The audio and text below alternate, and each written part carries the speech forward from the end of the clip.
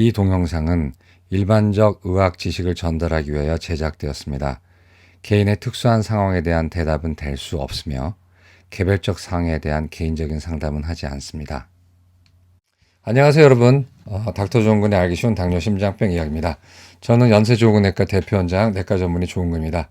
이제 겨울 접어들었죠? 겨울에는 뭐 지금은 덜하지만 옛날에 우리 생각나는 거는 거리마다 이렇게 드럼통 개조해가지고 고구마 굽는 난로 만들어서 거기서 군고구마 파는 사람들이 이제 많았고, 우리가 또 겨울에는 추억의 음식이라서 군밤하고 군고구마하고 이제 붕어빵 먹던 시절이 있었어요. 지금도 있지만 많이 줄어들었죠. 그래서 오늘은 이제 고구마에 대해서 좀 얘기하고 싶어요. 고구마가 일반적으로 굉장히 좋은 식품으로 또 알려져 있기도 하고, 뭐 다이어트에 좋다, 뭐에도 좋다, 이제 이런 얘기도 하는데, 또 이제 당뇨인들도 고구마가 좋다고 생각해서 드시는 분들이 많아요.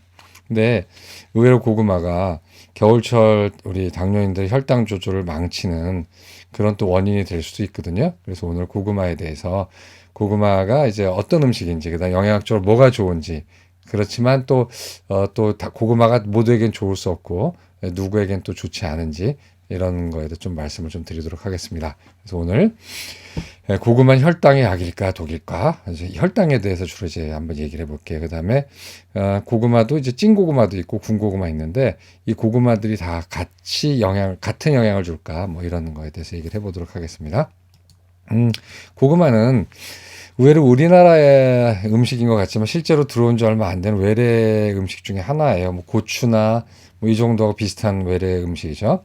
그래서 고구마는 학명이 이포모야 바타타스라는 그런 학명을 가지고 있는데, 바타타스라는 거는 이 원산지가 중남미인데, 중남미 원주민들이 이 고구마를 부르던 명칭이 바타타스랍니다. 그래서 학명을 이포모야 바타타스라고 지었고요. 중남미가 원산지이고 수천 년 전부터 중남미 원주민들이 식용작물로 이렇게 길러서 많이 먹었다고 그래요. 이제 쭉 그러다가 이제 전 세계 퍼진 거는 콜럼버스가 신대륙을 이제 침략을 하면서, 그때 이제 많은 걸 약탈해 갔기도 하고 병도 주고 병도 얻어가고 뭐 이랬는데, 그 중에서 이 고구마를 이제 자기네 유럽 대륙으로 가져가가지고 그때부터 이제 고구마가 전 유럽으로 퍼지겠다고 돼 있고요.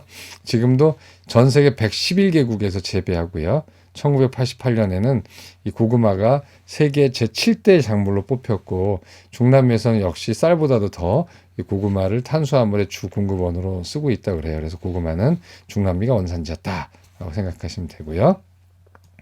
그다음에 고구마가 이제 한국에 전파된 걸 보게 되면은 이게 되게 재밌는 게, 외래 그런 외래에서 온 식물 중에서 그 전파한 사람과 전파한 날이 정확하게 기록된 건 아마 고구마가 우리나라에 유일할 거예요. 그래서 한번 보시게 되면은 중국에서 고구마가 이제 유럽을 통해서 들어왔는데 1500년 정도에 이제 고구마가 중국에 도착을 했다고 그러고요. 이때 이제 구황식품이었어요. 그래서 기근 날 때 먹을 수 있고, 하여튼 사람들이 이걸 먹으면서 기근을 겨우겨우 이겨냈다고 그러는데, 이 중국 남부에서는 한때는 쌀보다 더 중요한 주식으로 많이 대접받았고 실제로 많은 사람들이 먹었고요. 17세기 정도에 중국 남부의 인구가 폭발적으로 늘어나는데, 이때 그 인구가 살 수 있도록 지탱해 준 것이 고구마라고 얘기해요. 그러니까 결국 보자면 쌀을 못 먹던 사람들이 고구마를 먹었다는 거니까, 중국에서는 지금도 남부에서는 고구마를 가난한 자의 음식이라 해서 좀 아픈 추억 내지는 폄하하는 음식이라고 이제 한다고 합니다. 이게 감자랑 비슷해요. 감자도 유럽에서 맨 처음에 들어왔을 때는 역시 이것도 중남미가 원산지로 기억하는데, 뭐 악마의 음식이라는 둥, 그다음에 못 먹을 거라고 생각해서 맨 처음 돼지만 주고 사람 먹지 않다가 나중에 이제 사람도 먹기 시작했는데, 또 아일랜드 사람들한테 많이 먹었다고 그래요. 그래서 또 역시 가난한 자들의 음식이라서 감자를 또 폄하하는 게 있었는데, 마찬가지로 고구마도 쌀과 밀이 주식인 중국에서는 가난한 사람들이 많이 먹었기 때문에 가난한 자의 음식이라서 좀 천대받았고요. 반면에 대만은 좀 다른 게 민족적인 음식이라고 되어 있는데, 쌀을 먹는 본토인, 지금도 대만 이제 본토인과 대만인 뭐 이렇게 구별해서 막 정체성의 싸움이 있잖아요. 마찬가지로 음식에서도 쌀을 먹는 본토인과 대만인을 구별시켜주는 민족의 음식, 그다음에 정체성 음식으로 좀 대접받고 있다고 합니다. 그래서 대만에서는 고구마를 먹는 것을 자랑스러워하고 수많은 고구마 요리가 있다고 해요. 제가 뭐 직접 확인은 못 해봤지만, 근데 일본으로 이제 전파가 되는데 일본으로 이제 중국에서 전파가 되는데 17세기 후반 정도 도입이 돼서 또 많은 사랑을 받았다고 그러고요. 예, 술 주정으로도 많이 쓰였어요. 그래서 고구마 소주 같은 거 있잖아요. 일본 소주 이것도 유래가 깊다고 그러면서 고구마 주정으로 이제 소주를 만들었다고 그래요. 그래서 일본은 이제 그렇게 돼 있고 우리나라는 재밌게도 대부분의 외래작물이 이제 고추나 이런 거 말고 임진왜란 때 말고 다 중국에서 보통 수입이 됐는데 이 그 고구마는 날짜까지 정해져 있어요. 영조 39년 1763년 10월에 당시 일본에 갔던 통신정사 무슨 통신사 같은 계열이겠죠. 외교관이죠. 통신정사 이름도 나와 있어요. 조엄이 쓰시마에서 수입을 했다고 돼 있습니다. 그래서 그 이후부터 고구마가 우리 남쪽에 전파된 거죠. 그래서 되게 재밌는 게 고구마하고 감자가 북쪽하고 남쪽하고 정반대의 의미로 쓰인다고 그래요. 옛날에 제주도에서 감자가 고구마였던 하여튼 그 지금도 좀 사투리에 남아 있다고 그러는데 고구마하고 감자가 이렇게 우리나라에 이제 들어와서 외래 식물로서 가장 구황식품이지 우리나라도 기근 들고 못 먹고 못 살 때 겨우 연명할 수 있게 도와준 고마운 음식이 바로 고구마하고 감자예요. 그래서 이게 좀 재밌죠? 이런 한국 전파가 이렇게 됐다라는 것이. 그래서 이렇게 됐고요. 그래서 고구마는 지금 그 이후로 우리 한국 사람들한테 그렇게 아주 겨울철에 특히 아주 사랑받는 그런 이제 작물이 됐는데 고구마가 실제로 영양학적으로 굉장히 좋은 점이 많아요. 한번 그걸 보도록 할까요?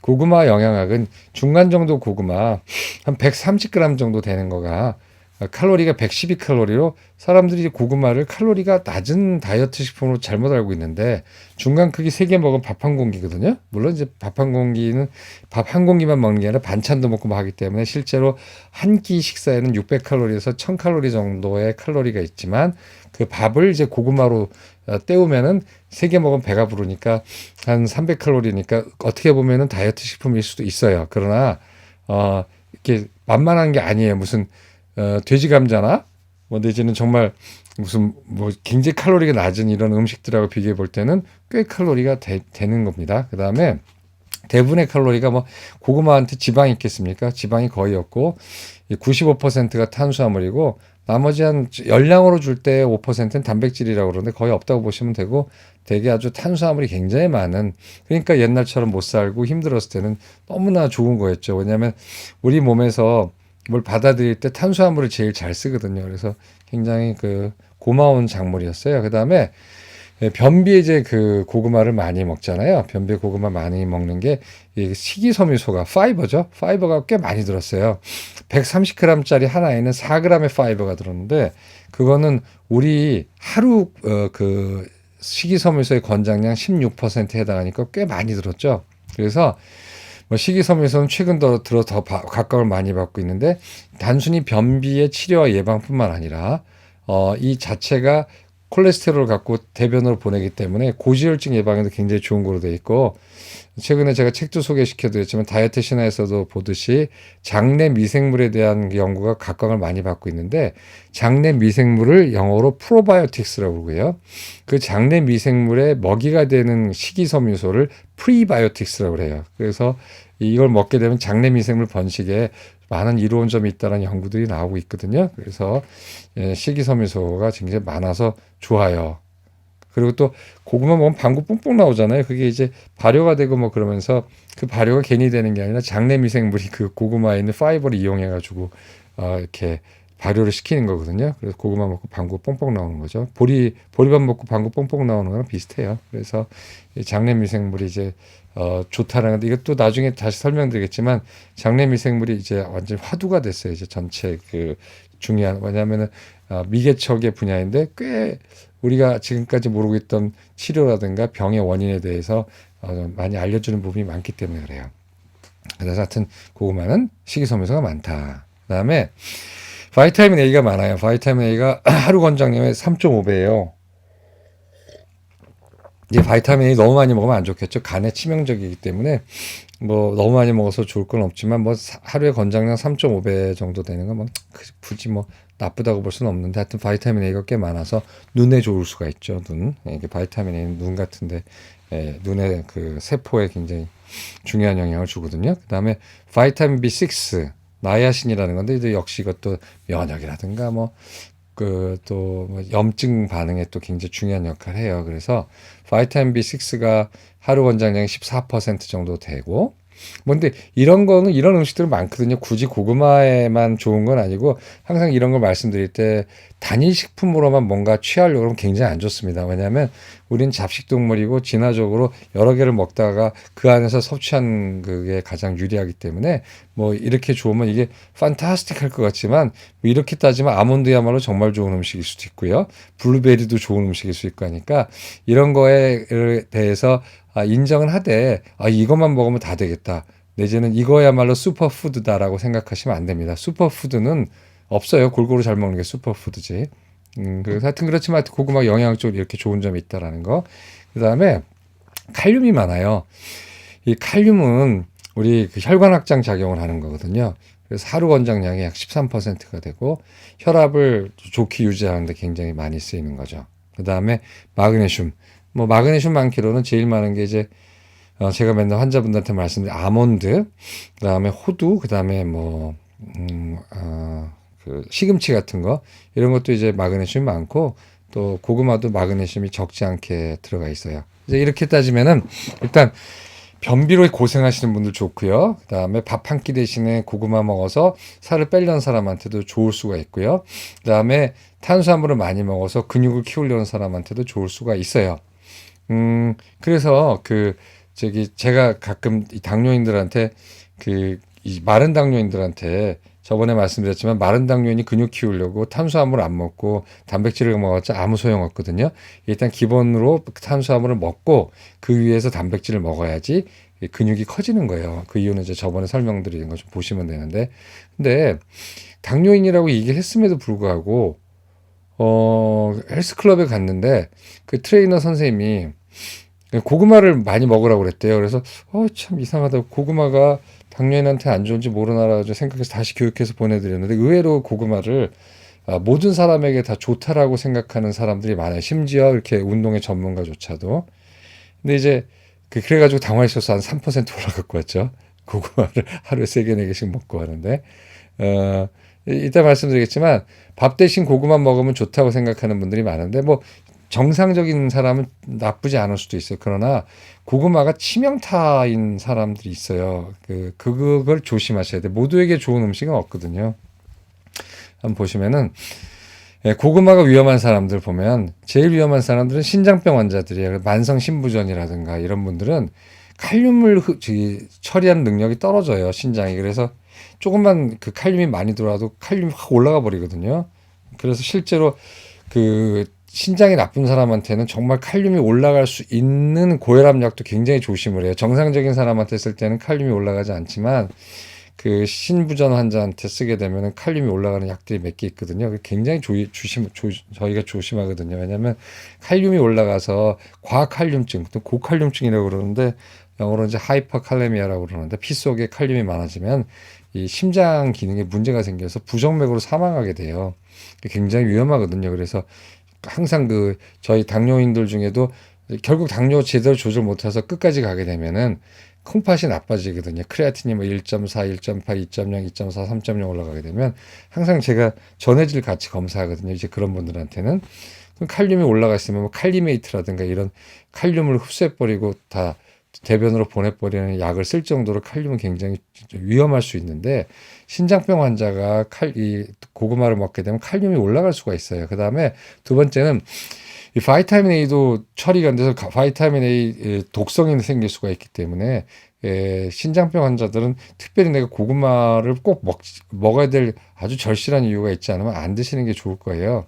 그래서 고구마를 먹으면 비타민 A라든가 칼륨이 높아져서 문제가 생길 수가 있고, 물론 이제 고구마를 어떻게 먹느냐, 채소도 이제 이건 제 분야가 아니기 때문에 뭐 자세히 말씀 못 드리지만 배우시잖아요. 뭐 이렇게 데쳐 먹느냐, 물에 넣어서 좀 불려서 껍질 벗겨 먹느냐에 따라서 칼륨 함량이 좀 달라지긴 해요. 이런 음식도. 근데 뭐 그렇게까지 공들여서 드실 필요가 있을까? 칼륨이 높은 음식을. 이제 여기서 신장병 환자들은 고구마를 좀 조심하셔야 됩니다. 그다음에 오늘 말씀드린 주제, 당뇨인 고구마 먹고 혈당을 하는 사람 엄청 많아요. 고구마가 제가 이렇게 교육을 시켜드리는데도 저는 이제 이 동영상 오늘 하게 된 이유가 최근 들어서 제 환자들 중에서 당화실소가 막 3달이나 2달 사이에 1이나 2나 3 올라가신 분들이 있어서 이제 물어보게 되면은 고구마 아니면 감이에요. 아니면 이제 꿀은 좋은 줄 알고 설탕은 나쁘고 꿀은 좋은 줄 알고 꿀에다가 흑마늘 개어가지고 매일매일 드셨다는 분도 있는데 이제 어처구니 없는 게 많은데 이제 제가 고구마 얘기를 할 때는 너무 놀라서 그래요. 고구마는 저희 병원 오시게 되면 배너에도 당뇨인의 10대 원칙 중에 뭐 고구마를 먹지 않는다 뭐 조심한다라고 써 있는데도 불구하고 그리고 숱하게 교육했다고 생각했음에도 불구하고 고구마가 당뇨에 좋다고 생각하는 분이 많아요. 그래서 또 어떤 분이 있냐면 제가 좀 전에 말씀드렸다시피 내가 밥 대신에 밥 먹으면 칼로리도 높고 그런 건데 내가 살도 좀 뺄 겸 밥 대신에 고구마를 끼니로 때우는 분들이 있어요. 근데 뭐 일반적인 당뇨 아닌 분들은 뭐 이렇게 상황에 따라서 괜찮을 수 있지만 당뇨인들은 그런 식으로 하게 되면은 살은 빠질 수 있어요. 칼로리가 적어지니까. 근데 많은 당뇨인들과 의사들까지 헷갈리는 게 칼로리하고 당은 달라요. 칼로리하고 당은 다릅니다. 칼로리가 높아도 당 안 올라가는 경우도 있고요. 칼로리가 낮아도 당이 왕창 올라가는 경우가 있어요. 음식 중에. 그러니까 칼로리하고 당을 동일시하는 경우가 있는데 칼로리는 절대로 당이 아니에요. 칼로리 높은 건 지방이 훨씬 높죠. 근데 칼로리가 낮다고 해가지고 이제 당이 많은 음식 같은 거 드시게 되면은 고구마 같은 것도 마찬가지거든요. 칼로리 낮죠. 그래서 밥 대신에 저녁 밥 대신에 고구마를 한 3개 먹게 되면 살은 빠져요. 그러나 당이 어마무시하게 올라가서 오는 경우가 많아요. 그래서 오늘 특히 당뇨인들 고구마에 대해서 좀 지금 말씀을 드릴게요. 근데 고구마가 다 같은 고구마 아니라는 거예요. 고구마를 어떻게 조리했느냐에 따라서 당이 올라가는 게 좀 달라지긴 하다는 거예요. 좀 그걸 좀 오늘 소개시켜 드릴게요. 그래서 뭐 어제는 나빴는데 오늘은 좋았다. 뭐 옛날엔 좋았고 오늘은 이번엔 나쁘다. 뭐 그런 식의 얘기도 있잖아요. 그래서 고구마도 그런 식으로 찌면 좋고 구우면 나쁘다라는 얘기가 있어요. 이거에 이제 소개드리고 또 이거의 한계점을 좀 말씀을 드릴게요. 이 찌면 좋고 구우면 나쁘다라는 논문이 딱 하나 나왔어요. 딱 하나. 근데 그게 이제 우리나라 어디 홈페이지 가면 있고요. 또 이거 갖고 많은 인용을 했는데 일단 나온 논문이나 인용을 할게요. 그래서 저널 오브 뉴트리션 앤 메타볼리즘이라는 논문에 2011년에 이 논문이 나왔어요. 보게 되면 리서치 아티클에서 이게 자마이카, 물론 이제 자마이카가 거기서 많이 나오잖아요. 고구마. 그러니까 역시 이제 많이 나오는 데서 연구를 했겠죠. 그래서 이포메아 바타타스, 이게 뭐냐면 결국 이제 고구마죠. 고구마를 자마이카에서 흔히 먹는 고구마를 이제 검사해 본 거예요. 그래서 조리법에 따라서 얘네가 당을 올리는 그런 차이가 얼마나 되는지에 대해서 연구를 한 논문인데 제가 봤을 때 펀메드 리저도 그렇고 인용하는 거 다른 여러 가지 뭐 헬스 사이트라든가 이런 인용하는 거 보면 요거를 인용했더라고요. 근데 이제 여기 한번 보면 찌면 좋고 구우면 나쁘다 이제 이런 식으로 이제 논문이 나왔어요. 한번 이거 제가 봤을 때 이거 공짜거든요. 그래서 한번 관심 있으신 분은 Journal of Nutrition and Metabolism 2011년 거 한번 쳐갖고 들어가면 나올 거예요. 그래서 그냥 구글에서도 나오고 펀메드에서도 키워드 치게 되면 나오게 돼 있습니다. 여기 보시게 되면은 실험 방법은 non-diabetic, 당뇨가 없는 남녀 10명 갖고 했어요. 10명 갖고. 이 10명이 통계가 나오겠냐는 거예요. 근데 하여튼 뭐 했으니까, 그리고 또 이것밖에 없고, 그 다음에 그나마 좀 뭐 괜찮은 논문은 아니지만 그래도 뭐 아주 나쁜 논문은 아닌 데서 나왔기 때문에 일단 이걸 좀 인용을 하고 이 가능한 한 이유에 대해서 좀 말씀을 드리고 그다음에 우리는 어떻게 해야 되나에 대해서 좀 말씀을 드리도록 할게요. 그래서 20대에서 40대 사이의 남녀 BMI 즉 체질량 지수는 비만하지 않은 사람 남자 5명 여자 5명한테 이 크로스오버라 해가지고 어떤 날은 이제 이 순서대로 먹인 거예요. 그래서 어떻게 먹였냐면 찐 고구마, 구운 고구마, 튀긴 고구마, 또 구운 고구마 이런 4가지를 먹였어요. 이제 굽다는 거는 우리나라 말은 로스트나 베이크나 다 굽다잖아요. 근데 영어로는 구별이 되죠. 그래서 고구마를 보일드, 찐 고구마죠. 프라이드, 튀긴 고구마죠. 베이크드, 구운 고구마죠. 로스티드, 구운 고구마인데 요 베이크드는 일단 상대적으로 좀 낮은 온도에서 그 다음에 직접 닿지 않고 오븐에서 이렇게 구운 걸 보통 베이크드라고 얘기한다고 그러고요. 로스티드는 훨씬 더 강한 그런 불에서 프라이팬에다 굽는 걸 이제 로스티드라고 얘기를 한다고 보통 얘기를 하는데 정확한 차이는 잘 모르겠어요. 그래서 하여튼 이게 뭐냐면 이렇게 생각하시면 돼요. 로스티드는 뷔페 같은 데 가면은 이런 프라이팬에다가 놓잖아요. 그래서 거기에 감자가 이렇게 잘려 있잖아요. 감자로 생각하게 되면 이렇게 작은 감자들이 반씩 잘려서 거기에 이렇게 볶은 것처럼 돼 있는 거고요. 그 다음에 그 베이크드는 그야말로 이제 코스트코나 이런 데 가게 되면 감자 같은 거 하나 큼직하게 해서 짜갠 다음에 거기에 버터 놓고 이렇게 이제 베이크드 하잖아요. 이제 그런 것 같아요. 로스티드가 볶은인가? 그렇게 보니까 생각해보니까 그런지도 모르고 하여튼간에 베이크드하고 로스티드 이렇게 돼 있는데 보시게 되면은 이 글라이세믹 인덱스 이게 당 지수라고 그러는 거죠. 당 지수.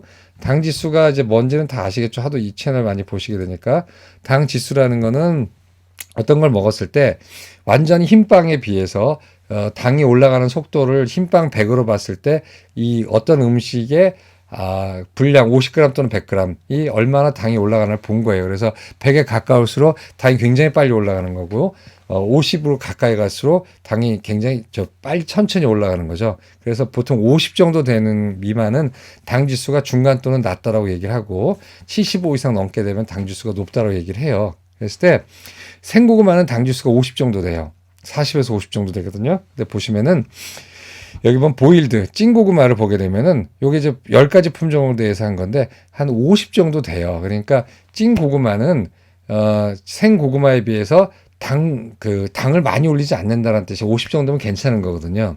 그래서 그런데 여기 보면 튀긴 고구마, 프라이드, 베이크드, 로스티드, 그러니까 구운 거, 볶은 거 이렇게 보게 되면은 다 당 지수가 83에서 97까지 다양하게 올라가요. 그래서 이 뜻이 뭐냐면은 같은 고구마를 하더라도 비당뇨인이 이 고구마를 먹었을 때 찐 고구마는 당 지수가 별로 높아지지 않아서 당을 적게 올리고 그 다음에 나머지들 구운 고구마라든가 우리나라 이게 구운 거 로스팅인가 베이크든지 모르겠지만 하여튼 구운 고구마 그 다음에 튀긴 고구마 이런 종류로 이렇게 음식을 한 것들은 굉장히 당 지수가 많이 올라가서 혈당이 많이 올라간다는 뜻이에요. 그러니까 이제 찌면은 좋고 나머지는 안 좋다는 뜻이죠. 그래서 요거를 요 그래프를 한번 보시게 되면은 이건 이제 고구마 먹은 다음에 시간이죠. 20분, 40분, 60분, 80분, 100분 정도 지났을 때 블러드 글루코스 컨센트레이션 Y축은 이제 혈당이 얼마나 많이 올라가나를 본 거예요. 그랬을 때 이 제일 안 올라간 거 밑에 있는 게 바로 이제 보일드예요. 보일드는 이제 찐고구마죠. 그래서 찐고구마로 물로 이렇게 끓여가지고 했을 때는 증기로 쪘을 때는 이렇게 많이 안 올라가는 반면에 가장 많이 올라가는 건 이제 로스티드 아주 높은 불에 가열해가지고 구웠을 때는 이렇게 그런 고구마를 동일한 그램을 먹었을 때 이렇게 혈당이 많이 올라가더라 하는 거예요. 조리 방법에 따라서. 그러니까 이 사람들 결론은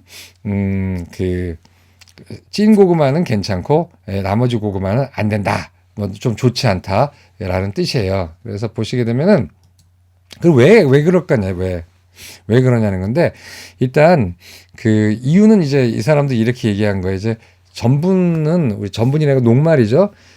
녹말은 호화전분이라는 게 있어서 호화전분, 뭐 럭셔리한 전분이라는 게 아니라 젤을 말이에요. 젤라틴처럼 되는 걸 이제 호화전분이라고 그러는데 전분을 갖다가 우리가 가열해서 특히 물을 넣고 가열하거나 뭐 이렇게 가열하게 되면은 전분이 그 옆에 있는 수분을 갖다가 자기가 흡수해가지고 젤라틴처럼 이렇게 찐득찐득해져. 이게 찹쌀 같은 거죠. 근데 그거는 호화전분이라고 그러거든요.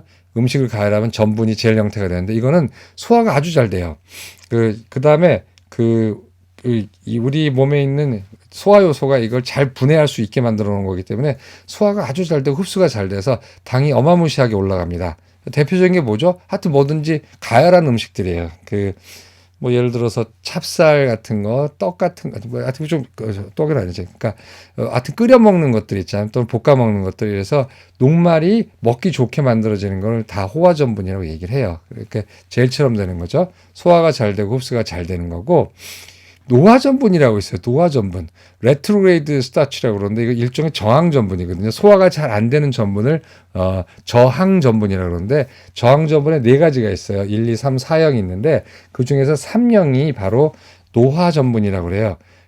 물로 끓인 녹말이 식으면서 오히려 결합 구조가 강고해져요. 십자 결합이 되는데 크리스탈라이제이션, 결정화라고 그러는데 이 재결정화라고 얘기를 합니다. 그래서 끓인 다음에 또 어떻게 가열해가지고 음식을 만든 다음에 식히는 과정 속에서 그냥 자연히 식겠죠. 펄펄 350도짜리를 우리가 먹을 수는 없잖아요. 음식을 꺼내놓으면은 이제 얘가 다시 응결이 되면서 다시 이렇게 좀 딱딱해져요. 그게 뭐냐면은 이게 되면 단단해지고 소화가 잘 안 돼요.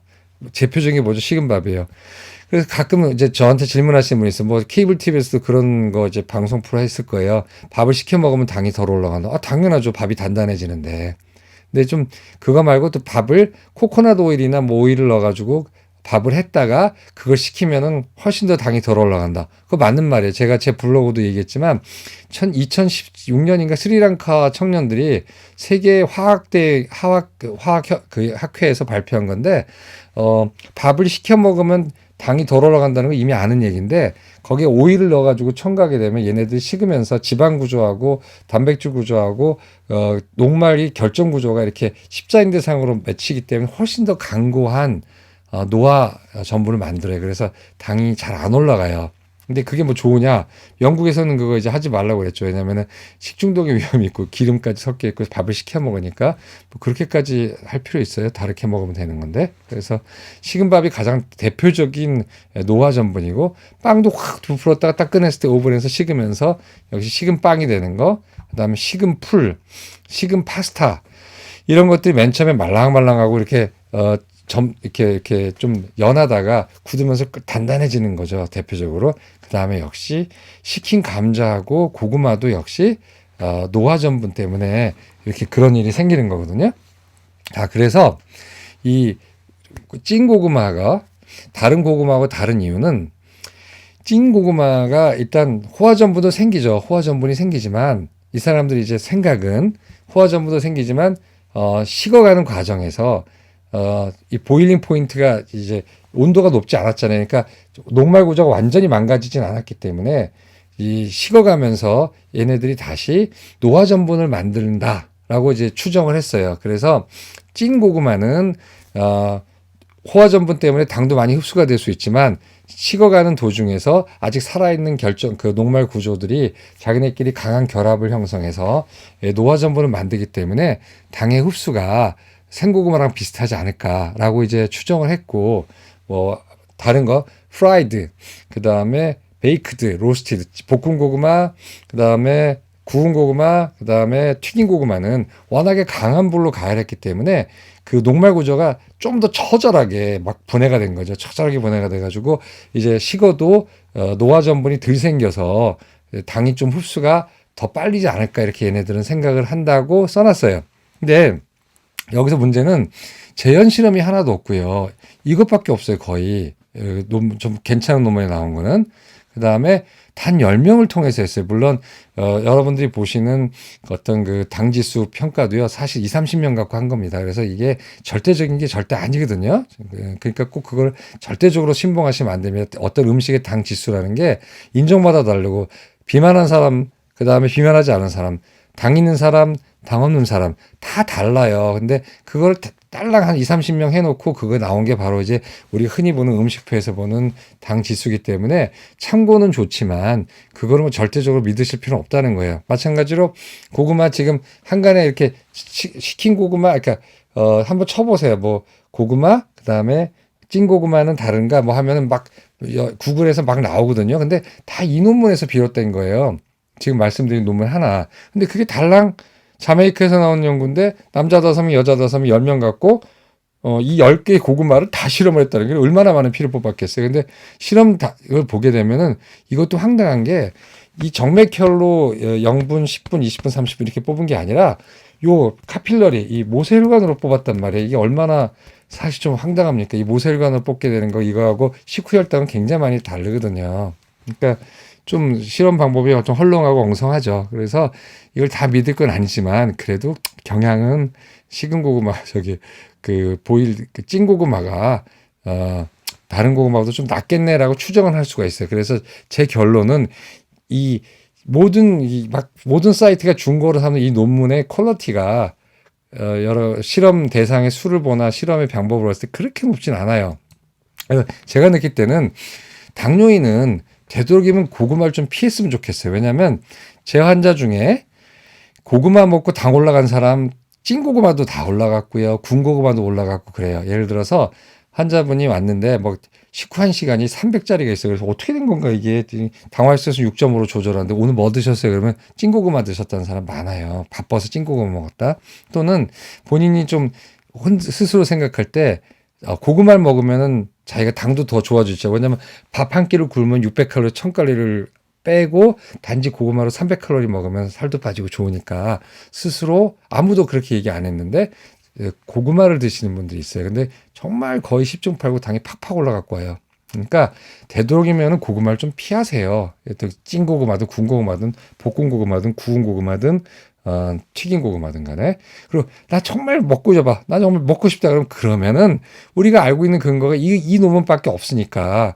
그리고 또 뭐 이론상 말은 좋잖아요. 이론상 뭐 원투가 있단 말이에요. 그러니까 뭐 그래 그렇게도 설명할 수 있겠네라고 할 수 있기 때문에 구운 고구마는 피해 주시고 그러면 찐 고구마나 생 고구마를 좀 먹는 게 좋겠다는 거예요. 먹고 싶다면은. 근데 생 고구마 좋아할 사람이 누가 있습니까? 생 고구마 진짜 먹어도 돼. 왜냐면은 굉장히 단단하기 때문에 당이 적게 올라가요.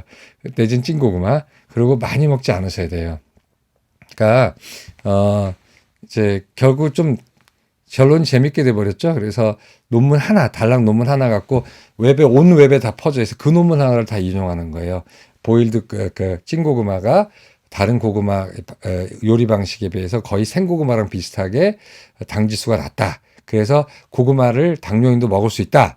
근데 찐고구마를 먹으면 된다라고 하는 논리가 많아요. 근데 그 논리들이 다 제가 오늘 말씀드린 그 단 하나의 논문, 물론 다른 것도 있겠지만 가장 대표적으로 인용을 많이 하고 있더라고요. 그 논문에서 비롯된 거예요. 그래서 논문이 좀 헐렁하고 엉성하기 때문에 이 논문도 다 믿을 건 아닙니다. 그래서 일단은 당뇨인은 나는 정말 고구마 안 먹으면 못 살겠다라는 분들을 제외하고는 고구마를 가급적이면 안 드시는 게 좋겠고요.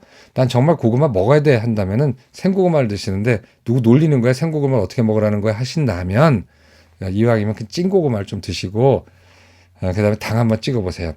당뇨인은 그 음식을 먹어도 되냐 안 되느냐 알고 싶을 때는 그 음식을 먹은 다음에 그 음식이 숟갈에 첫 음식이 들어온 다음에 1시간 있다 찔르세요. 찔렀을 때 180 미만이 돼야지 좋은 음식이에요. 근데 그 넘어가면은 양을 줄이거나 먹질 않아야겠죠. 제가 장담하건대 떡 드시거나 아니면은 고구마 드시고 찔르면 250에서 300 넘는 사람 많을 거예요. 당화혈소가 6이든 6.5%는 상관없어요.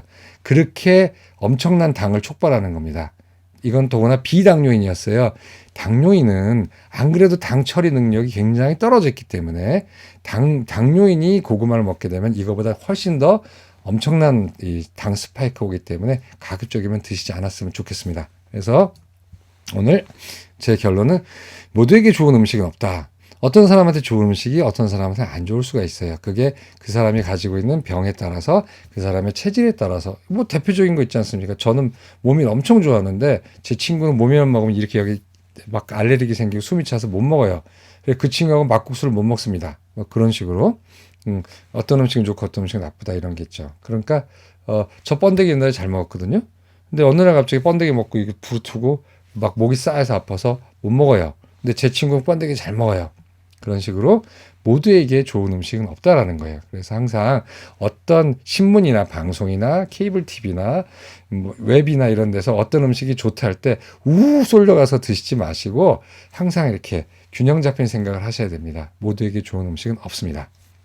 오늘 여기까지 하고요. 책 소개 하나 해드릴게요. 이 책은 너무 제목이 길어서 이 제목도 잘 지어야 돼. 이게 제목이 길어서 이걸 누가 가서 책 달라고 하겠습니까? 이 책의 제목은 영어로는 그냥 드럭 헌터스예요. 되게 쉬운데 한국말로는 인류의 문명을 바꾼 약의 탐험가들이. 그러니까 이게 이 출판사가 세종이라는 출판사인데 그래도 세종 꽤 큰 출판사인데 마케팅을 좀 잘못하는 것 같아요. 아니 이렇게 긴 걸 하면 안 되죠. 특히 약의 탐험가 또는 약 사냥꾼 뭐 이렇게 해서 좀 솔깃하게 해야 되는데 너무 고지고대로 인류의 문명을 바꾼 약의 탐험가들이라고 이렇게 썼어요. 그래서 찾을 때도 참 힘들어요. 이거 교보에서 사이트 찾을 때 약의 탐험가만 쳐도 잘 안 나와요. 그래서 이렇게 나오는데 굉장히 재미있는 책이에요. 이거는 그 이과를 졸업하고 아마 의대 같은데 제가 기억이 잘 안 나는데 제약회사에서 약품 개발 업무를 쭉 담당해온 그쪽의 베테랑이 어 지은 책이 너무 재밌어요. 그래서 무협지 같아. 무슨 제약 무협지 같습니다. 근데 뭐 한간의 사람들이 생각하신 무슨 뭐 제약회사 음모론이나 이런 건 절대 아니고요. 저는 제약회사 음모론이나 음모론을 믿지 않는 게 세상에 10명만 알아도 비밀은 없어요. 그 비밀을 감추려면은 정말 모두 다 죽여야 될걸요. 그렇기 때문에 뭐 제약회사가 무슨 뭐 일부러 약을 개발 안 한다라든가 이런 이제 말도 안 되는 음모론이 있는데 그런 거 이런 거 아니고요. 그런 거 생각하시면 이건 읽지 않으셔도 되고 이게 뭐냐면 약의 개발 역사, 신약 개발의 역사에 대해서 그다음에 우연히 발견한 신약들 그다음에 아주 뒷얘기들이 굉장히 재밌는 게 많아요. 그래서 20 몇 가지 챕터로 돼 있는데 한번 보시면 너무 쉬워서 원시인도 아는 뭐 신약 그다음에 염색회사 최초의 블록버스터 신약. 그 독일의 회사들, 바이엘이라든가 획스트라든가 머크 같은 제약회사들은요, 라인 강변을 끼고 뭉쳐 있어요, 그 근처에. 근데 이 회사들이 우연치 않게도 다 염료 회사로 출발했고, 지금도, 머크 같은 건 제약사업 부분은 정말 이만큼 있고, 되게 그 화공, 그 다음에 염료, 그 다음에 LED에 그 들어가는 소자들, 그러니까 염료 같은 걸 굉장히 큰 회사들이에요. 근데 어떻게 그런 회사들이 약을 개발하게 됐는가? 뭐 되게 재미있는 에피소드들이 또 많아요. 그리고 또 아스피린에 얽힌 얘기들. 그래서 아스피린은 역시 거기에도 인종차별이 들어가 있는데 이 책에 의하면은 아스피린을 처음으로 개발하는데 큰 그 업적을 남긴 사람은 유태인이었어요. 근데 독일 아리안 민족주의 때문에 히틀러나 이런 거요. 그래서 아스피린을 이제 독일인이 개발한 것처럼 이렇게 각색을 해가지고 지금도 이렇게 통용되고 있는데 사실 뒷얘기는 그렇지 않다라는 얘기도 있고요. 그다음에 마법의 탄환 매독, 그다음에 의약품 규제의 비극적 탄생. 20세기 초만 하더라도 미국에서 약은 그냥 아무나 만들어서 그냥 팔면 됐대. 무슨 그런 거 안에 저기 허가받지 않고 그러다가 한 약을 잘못 만들어가지고 100몇 명이 죽은 사건이 있었어요. 20세기 초반에. 그래서 그때부터 미국 FDA가 더 규모가 커지고 과학화되고 조직화돼서 이제 신약이나 이런 걸 규제하기 시작했다는 거예요. 그래서 이제 그전엔 진짜 우리나라랑 비슷했어요. 지금 우리나라는 한의학 쪽에서는 한약은 그 따로 그 검사를 안 해요. 그냥 뭐라고 그래야 되나 이거를 그냥 역사적으로 증명된 뭐 안전한이라고 해가지고 전혀 그런 걸 안 봤거든요. 근데 미국도 그랬다는 거예요. 20세기 초만 해도 약국에서 만들어서 팔고 또 이제 이런 데서 만들어서 팔았는데 거기서 큰 사단이 나가지고 이제 그다음부터 이제 FDA가 만들어진 거죠. 그다음에 항생제 연구의 황금 시대. 그다음에 인슐린 얘기도 나와요.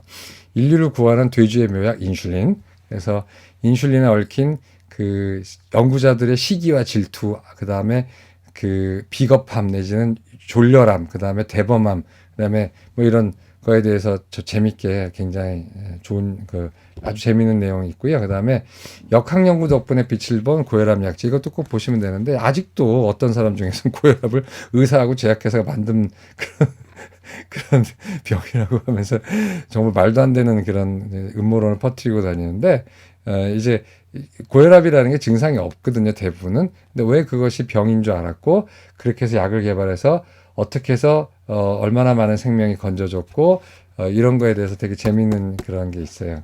그래서 이제 고혈압 약제에 대한 거, 그 다음에 수수께끼 치료제 아주 우연히 발견된 여러 가지 약들에 대해서 있는데 사람들이 그 특히나 약초에 관해서 이제 또 그런 거에 대해서 뭐라 그러냐면은 뭐 이 신비의 약이 있다. 응? 이런 거는 정말 아무도 관심 안 가지면 신비약이 있다고 얘기하면서 약초 같은 걸로 그러지만 실제로 이제 되게 모르는 얘기인 게 전 세계 제약회사는 여기 드럭 헌터잖아요. 이 책이 얘기하듯이 흙에서도 식물에서도 동물에서도 바다에서도 신약이 될 만한 소재를 엄청 많이 찾아다니고 전 세계의 그 민속의학들 그 중에서 거기서 쓰는 약초들 다 실험을 해요. 거기서 혹시 대박이 날 만한 신물질이 없는가를 전부 다 실험하거든요. 중국 가가지고 중국 전통 한약들 다 갖고 와서 실험하고 우리나라도 일본도 그렇고 해서 다 하기 때문에 무슨 뭐 제약회사가 관심을 갖지 않고 사실은 모르는 그렇지만 우리 민족만의 고유한 뭐 약초가 있다. 이건 이제 말도 안 되는 얘기거든요. 왜냐하면은 전부 다 해요.